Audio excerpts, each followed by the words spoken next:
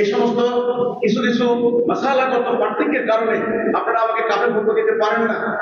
সারা মুসলিম বিশ্বের 240 কোটি মুসলমানদের মধ্যে এই মাসালাগত বিরোধিতা ঐতিহ্যগত ব্যাপার, ঐতিহাসিক ব্যাপার, এটা নতুন নয়, নাথিং নিউ। কাজে আপনারা আমাকে, আমার মেয়েরা মিটিং করে, আমার চেহারা দেখা যায়, আমার দাড়ি ছোট, আমি এই কথা বলেছি, ওই কথা বলেছি, এই সমস্ত অনর্থক অহেতুক সাবজেক্ট সামনে এনে আপনারা এত বড় ফতোয়া আমার বিরুদ্ধে দিতে পারেন না। আমি এর প্রতিবাদ করছি, শক্তভাবে প্রতিবাদ করছি, আমি প্রত্যাখ্যান করছি। এদেরকে যদি নিয়ন্ত্রণে আনা না হয়, তাহলে এরা মাদ্রাসার স্টুডেন্টদেরকে এমন এমন বেআইনি কর্মকাণ্ডে কাজে লাগাবে, সরকারের কাছে সরকারকে থ্রেট দেবে, সরকারের পরিচিতি করার চেষ্টা করবে, তাদের অনৈতিক অন্যায্য দাবি আদায়ের ক্ষেত্রে মাদ্রাসার স্টুডেন্টদেরকে তারা ব্যবহার করবে, তারা করতে পারে না।